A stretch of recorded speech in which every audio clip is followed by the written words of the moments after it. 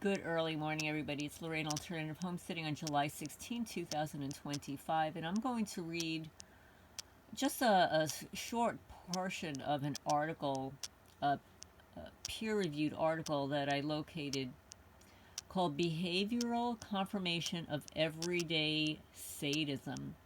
And as soon as I started talking into my phone, you can see that it's vibrating because we've got third-party interference. This beautiful little mini original watercolor is by Mary King. And she's an artist on eBay. Behavioral Confirmation in Everyday Sadism. This is in the Psychological Science magazine. You can locate this online at sagepublications.com. The author is Aaron E. Buckets, Daniel N. Jones, and Delroy L. Paulhus, who is evidently the individual that posted it online. There is an online version. I can post a link to this. It was published September 10, 2013. Behavioral Confirmation of Everyday Sadism. Past research on socially aversive personalities has focused on subclinical psychopathy, subclinical narcissism, and Machiavellianism equals the Dark Triad of personality. In the research reported here, we evaluated whether an everyday form of sadism should be added to that list. Acts of apparent cruelty were captured using 2 laboratory procedures, and we showed that such behavior could be predicted with 2 measures of sadistic personality. Study number 1 featured a bug-killing paradigm. As expected, the sadists volunteered to kill bugs at greater rates than did non-sadists. Study number 2 examined the willingness to harm an innocent victim. When aggression was easy, sadism and dark triad measures predicted unprovoked aggression.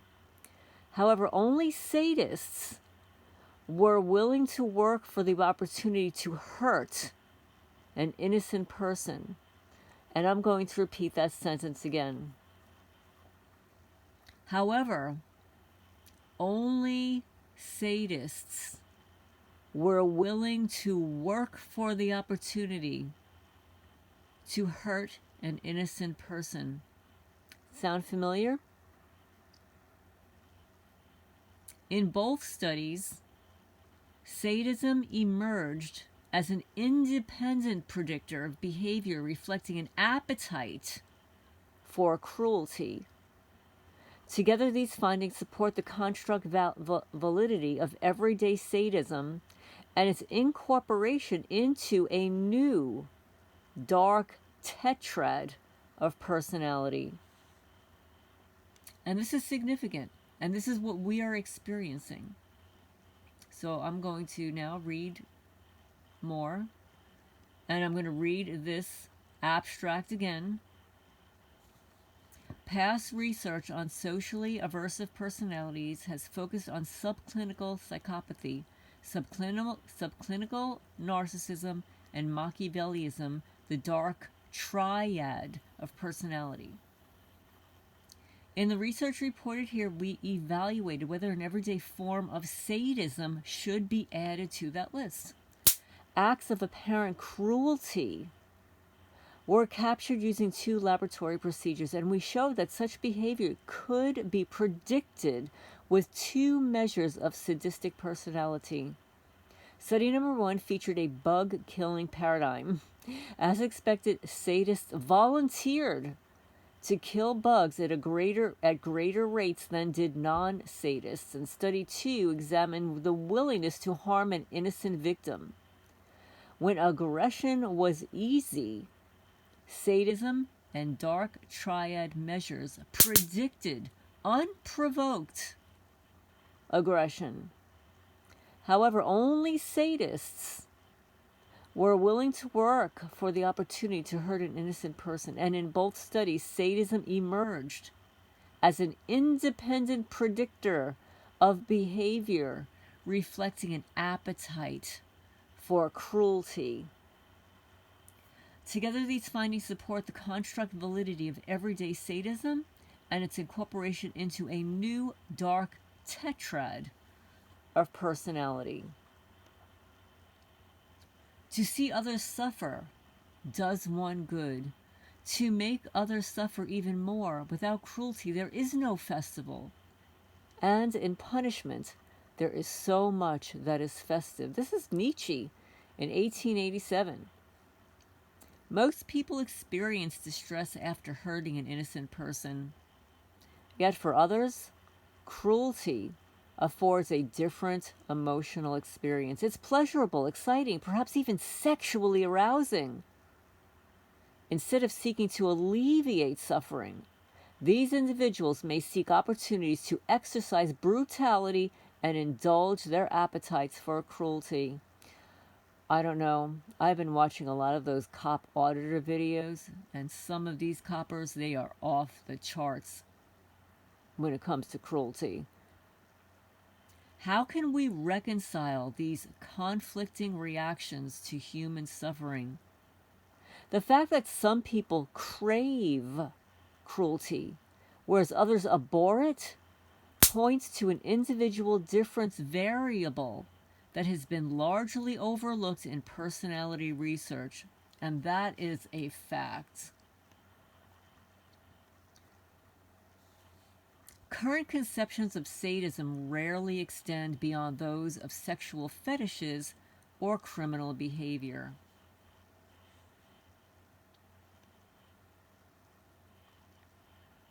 But each trait has a distinct profile. For comprehensiveness, review the Dark Triad. See Fernham, Richards, and Paulhus, 2013. Let me see if I'm reading this correctly here. Yet enjoyment of cruelty occurs in apparently normal, everyday people. Consider the popularity of violent films, brutal sports, and video games with cruel content, not to mention incidents of police and military brutality. These commonplace manifestations of cruelty implicate a subclinical form of sadism, or simply everyday sadism. So this is a new form, a new terminology that these authors, these researchers are speculating exists. In contrast to the paucity of research on sadism, there is an abundance of empirical research on psychopathy, narcissism, and Machiavellianism, together known as the Dark Triad of personality. The Dark Triad share a propensity for callous exploitation and negative reactions towards bugs. Finally, we assessed... Okay, wait 1 second. The way this is set up, I think I'm reading it. Okay, I see. I see the way it's set up in different columns here.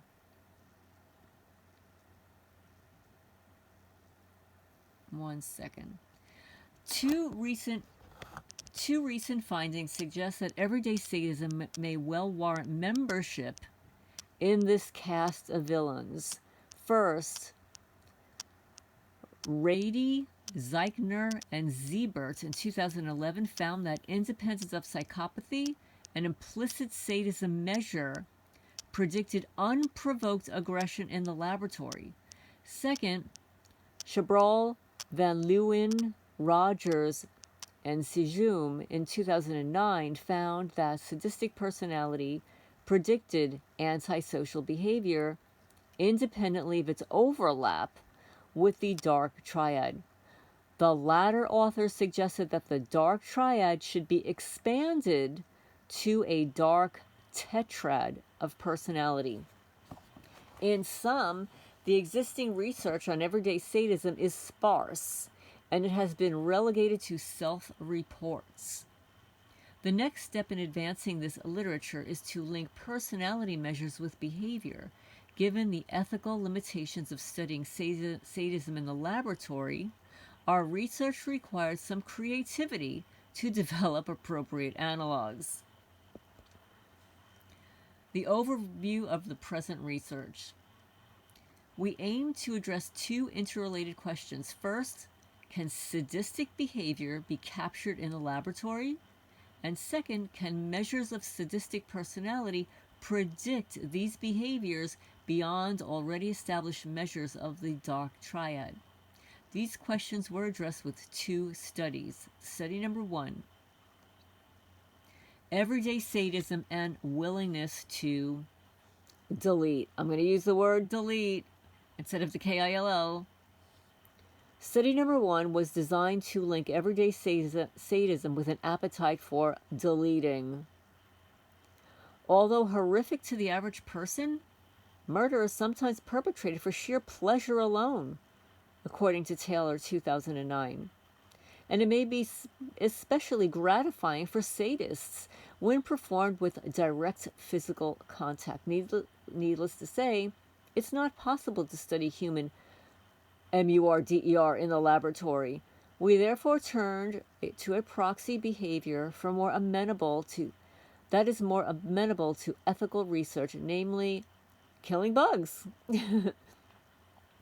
Inspired by the fall bug killing paradigm of Martins, Kosloff, Greenberg, Landau, and Schmader in 2007, we asked participants to choose among several odious tasks, including one that involved killing live bugs. And this is research. This is for educational purposes only. This is a peer-reviewed article that I am reading. To maximize gruesomeness, we designed a killing machine that produced a distinct crunching sound. To anthropomorphize the victims, we gave them enduring names. Oh my goodness. We hypothesized that sadism would predict willingness to kill bugs over other unsavory options. We also expected that sadism would remain a significant predictor of bug killing even after controlling for the Dark Triad and negative reactions towards bugs. Finally, we assessed post-deleting effect in an attempt to document sadistic pleasure. They used a total of 78 psychology students participating in return for course credit. Data from 7 participants were unusable because their task choices were not recorded.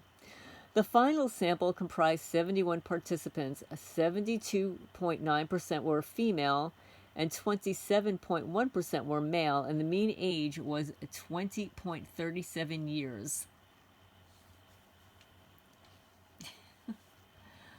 They used a 10-item short sadistic impulse scale to assess a dispositional tendency to enjoy hurting others. For example, one item would be hurting people is exciting. The 27-item Dark Triad scale by Jones and Paulhus was used to assess narcissism, Machiavellianism, and subclinical psychopathy. We used the 25-item disgust sensitivity scale revised and modified by Olatunji to assess sensitivity to disgusting stimuli.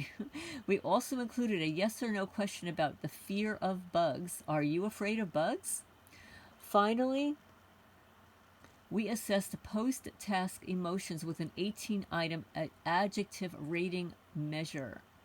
Responses were made using scales from 1, which was very slightly, to 5, very much. We created a composite score for pleasure by averaging responses to quote-unquote happy, quote-unquote excited, and quote-unquote aroused items. The participants were told that the study topic was personality and tolerance for challenging jobs. Oh my goodness. Participants chose among 4 tasks that mirrored those of real-life jobs. killing bugs as being an exterminator, helping the experimenter kill bugs, meaning you're the exterminator's assistant, cleaning dirty toilets, a sanitation worker, or enduring pain from ice water, that would be a worker who works in cold environments. If bug killing was chosen, participants were presented with the bug crunching machine, which actually is a modified coffee grinder. Oh my goodness. You know, researchers they're very creative. Each of the 3 cups adjacent to the machine contained a live pill bug. The bug's name, they named the bugs, Muffin, Ike, and Tootsie, were written on the cups. The participant's job was to drop the bugs into the machine, force down the cover, and grind them up. See, now I wouldn't be able to do that. I could not do that. I don't know, maybe with a wasp. I don't know. Starting with Muffin, the experimenter sat on the other side of the room, apparently checking email. Unbeknownst to participants, a barrier prevented the bugs from reaching the grinding blades. Oh, cool. Okay. Thus, it appeared and sounded as though the bugs were being crunched, but no bugs were harmed in the experiment.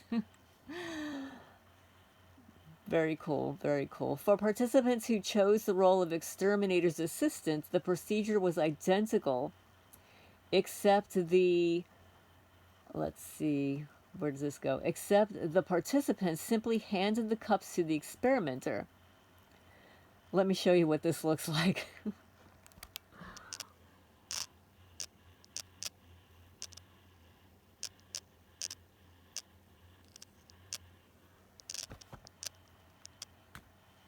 Participants who chose the toilet cleaning option were shown a toilet plunger and cleaning supplies, whereas those who chose pain tolerance were told that the ice bath apparatus was in the next room. Afterward, participants who had chosen the toilet cleaning or ice water options were told that they did not have to complete those tasks. Finally, all participants completed the emotion ratings. After running a few participants, we noticed that some proceeded to kill all 3 bugs, whereas other participants declined after killing 1 or 2. We therefore began to record the number of bug participants killed. Those data were available for 69 participants. Mean number of bugs deleted was 1.0.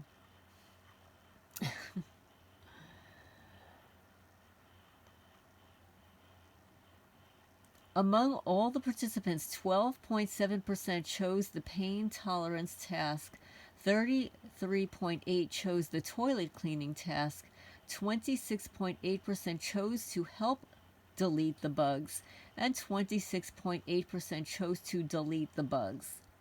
Proportions of male and female participants did not vary across the tasks. That's interesting. As shown in Figure 2, the bug killers had the highest sadism scores. This effect was evaluated formally using an ordered logistics regression with sadism and dark triad scores, entered as predictors of the sadistic behavioral choices, on a continuum of bug killing as the most sadistic choice, followed by assisting with the bug deleting, and then toilet cleaning and pain tolerance combined as the least sadistic options.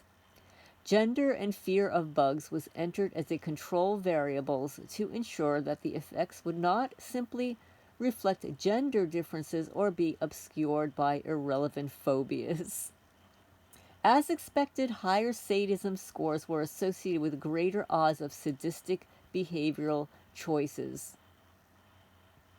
With each standard deviation increase in sadism, the odds of choosing the bug deleting over other options increased by a factor of 2.10 or 110.3% when dark triad scores, gender, and bug fears were held constant. This relation remained relatively unaffected when a disgust sensitivity was added to the model. I'm just going to go past. Next, they used the Poe-task pleasure. We next examine the relations between sadism and the Poe-task pleasure ratings via a series of multiple regression analyses. Gender and bug fears again were entered as covariates. The sadists reported marginally lower post-task pleasure than did non-sadists, irrespective of their task choice. However, this trend was qualified by an interaction between sadism and sadistic behavior choice. Among participants with low levels of sadism, engaging in the bug-deleting task was not associated with the post-task pleasure. However, among participants with high levels of sadism, those who deleted the bugs reported significantly greater pleasure than those who did not. And finally,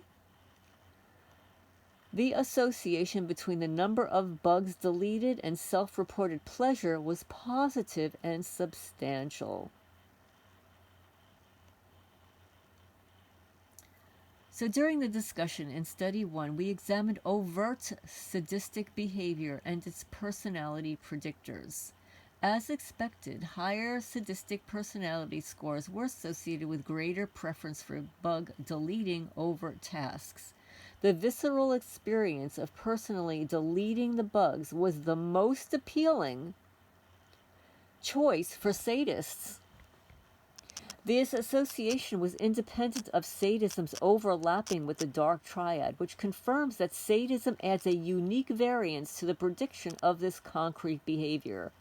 By contrast, controlling for sadism eliminated any predictive power of the Dark Triad. Of special importance was our ability to rule out the alternative explanation that sadists simply have a high tolerance for dealing with disgusting stimuli, such as blood, excrement, and bugs. We know people that like to deal with that stuff, don't we? Both the behavioral and personality results contradicted that possibility. Sadists were more likely to choose the bug deleting over the unquestionably disgusting toilet cleaning option. However, the sadistic preference for bug deleting held even when we controlled for the disgust sensitivity and fear of bugs. Furthermore, sadistic personality scores were unrelated to dispositional disgust sensitivity. The post-task emotion results were intriguing. Unexpectedly, sadistics reported marginally less positive effect than did non-sadists across all conditions. This relative lack of pleasure was especially prominent among the non-bug killing sadists, which suggests that the sadists who opted out of the bug deleting may have regretted their choice. They really wanted to do it, but they opted out. By contrast, sadists who deleted the bugs reported significantly greater pleasure than did their non-thinking counterparts. These findings provide preliminary evidence that sadists obtain pleasure from cruel behaviors. I'll repeat that. The findings provide preliminary evidence that sadists obtain pleasure from cruel behaviors. Furthermore, the pattern suggests that sadists may use cruelty to compensate for a low baseline level of positive emotion. And finally, those participants who deleted more bugs expressed greater pleasure than did participants who deleted fewer bugs. This last result is the clearest indication of the reward value of sadistic behavior. Study 1 demonstrated that sadistic behavior can be elicited under controlled laboratory conditions and that it varies according to sadistic personality scores. In Study 2, we attempted to replicate these results using a different behavioral operationalization of sadism, namely hurting innocent victims. Study number 2, everyday sadism and hurting innocent victims. It's not uncommon for people to attack others in revenge or when provoked. Sadists go further, hurting even innocents innocent others. For them, cruelty is a directly reinforcing appetitive motive. Hence, they will aggress without external incitement. This phenomenon was demonstrated by Reedy et al. In 2011, who found that some study participants, although unprovoked, blasted their opponents with gratuitous white noise. By comparison, Dark Triad aggression appears to be context dependent. Psychopaths, they have no qualms about hurting others, but their goals are largely instrumental, according to Woodworth Porter 2002. Moreover, their impulsive orientation limits aggression to low investment, short-term responses. Conversely, narcissists are unlikely to bother with aggression unless their ego is threatened. And Machiavellians are too calculating to risk retaliation or punishment without sufficient benefits. Given these constraints on the Dark Triad, there may be situations in which only sadists will aggress. One such situation is when the aggression is both unprovoked and costly in terms of time and effort. Only sadists crave cruelty enough to expend the time and resources to harm an innocent person where there are no discernible benefits. This hypothesis was evaluated using a white noise paradigm in which participants' ostensible opponents in a game always abstained from aggression. Thus, any aggression by participants was unprovoked. The study included a condition in which participants had to work at a boring task. Where'd it go? For the opportunity to aggress. We predicted that both psychopathy and sadism would be associated with unprovoked aggression when no work was required. Only sadism, however, would predict unprovoked aggression when personal costs were incurred. We further hypothesized that sadism would predict aggression independently of its overlap with the Dark Triad. Measures of the Big Five and empathy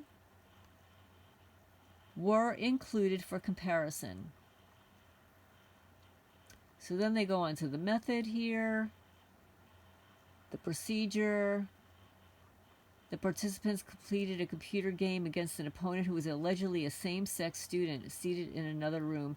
Their objective was to press a button faster than the opponent did. On every trial, both players selected the strength of a white noise blast to be delivered to their opponents. Blast levels were always visible, but the winner could blast the loser. The available blast levels range from 0, which would be no blast, to 10, a 90 decibel audio clip.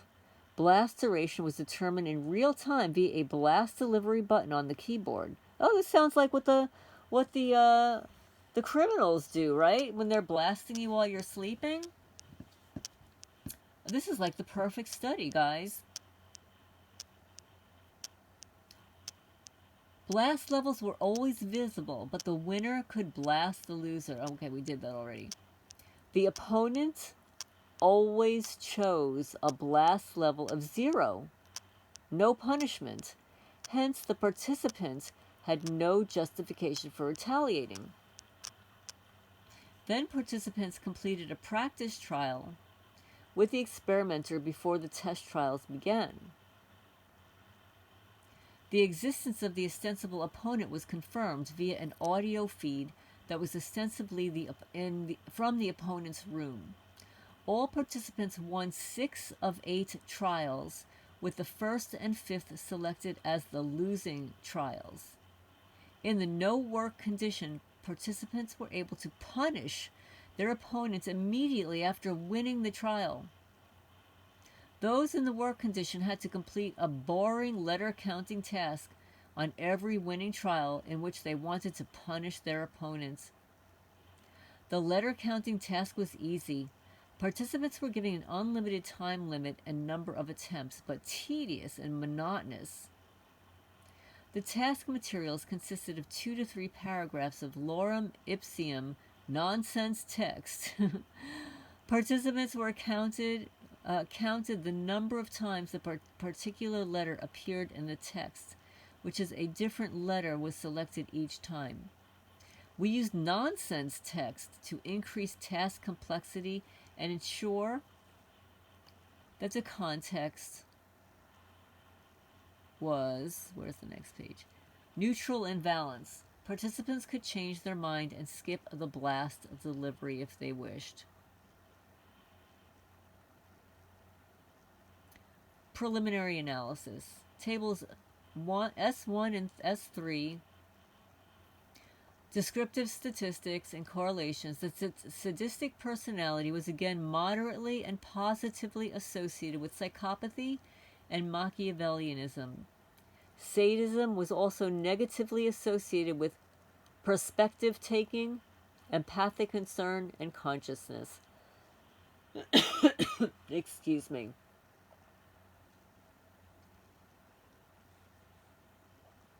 Next, they conducted multiple regression analysis with sadism, psychopathy, and narcissism, Machiavellianism, and gender as predictors of non-costly aggression. We expected that sadism emerged as a significant independent predictor of non-costly aggression toward the innocent opponent when controlling for the Dark Triad and gender. Psychopathy was also an independent predictor of non-costly aggression toward the innocent opponent.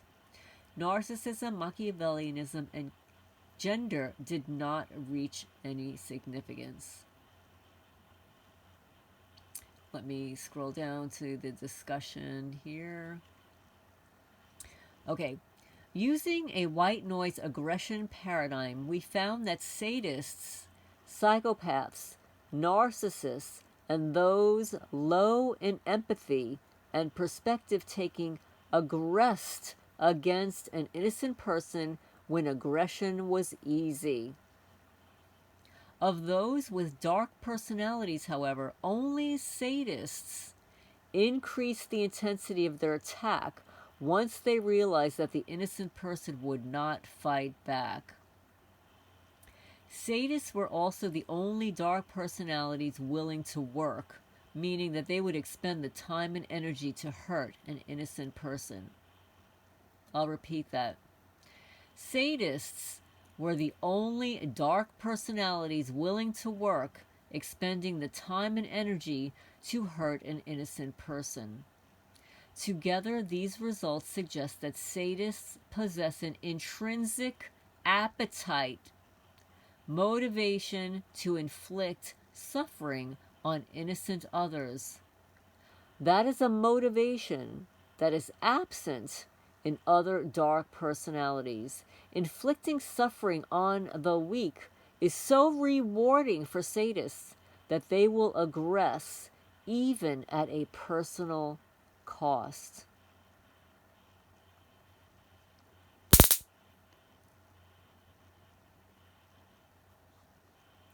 In the present research, we investigated whether everyday sadism is a viable personality construct. 2 questionnaire measures of sadistic personality converged with 2 overtly sadistic behaviors. In study 1, sadistic personality predicted a preference for deleting bugs.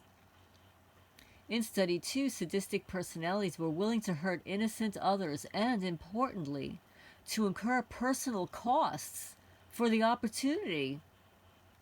In both studies, sadism remains a unique predictor of sadistic choice when we controlled for overlap with the Dark Triad.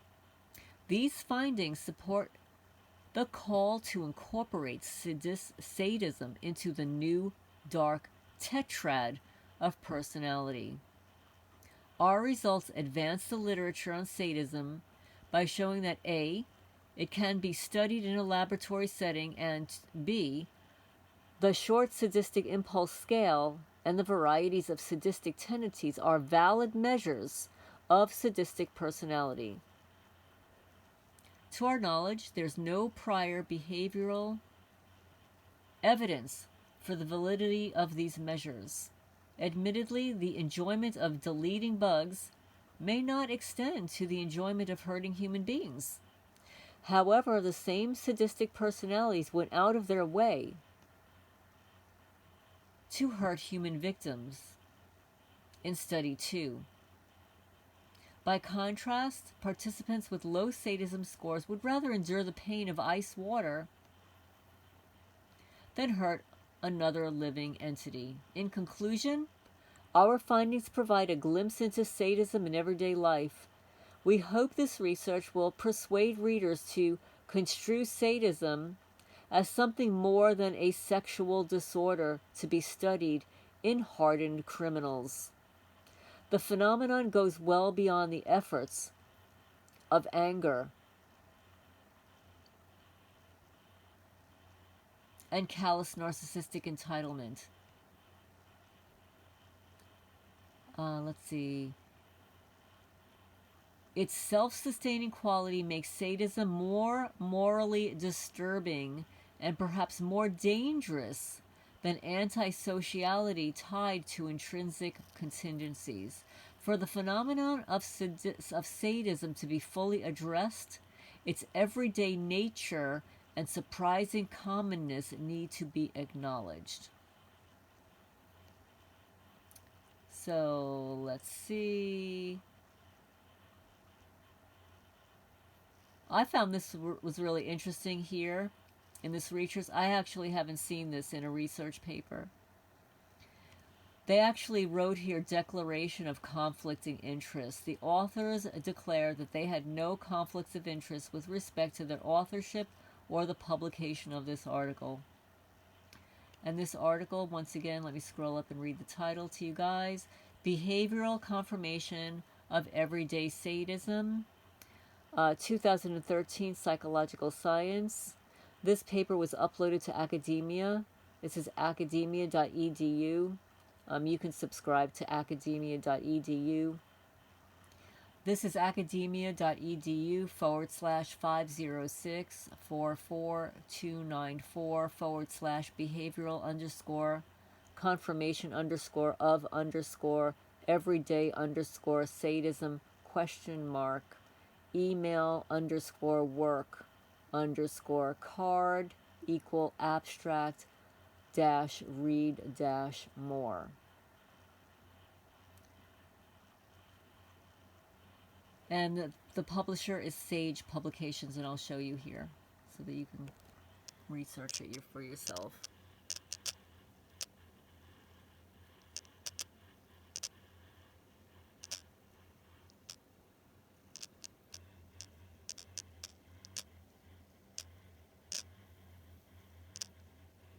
Okay, and this is where academic papers are uploaded. So anyway, this is Lorraine Alternative Homesteading. I thought you might be interested in this peer-reviewed article on sadistic personality. Signing off for now.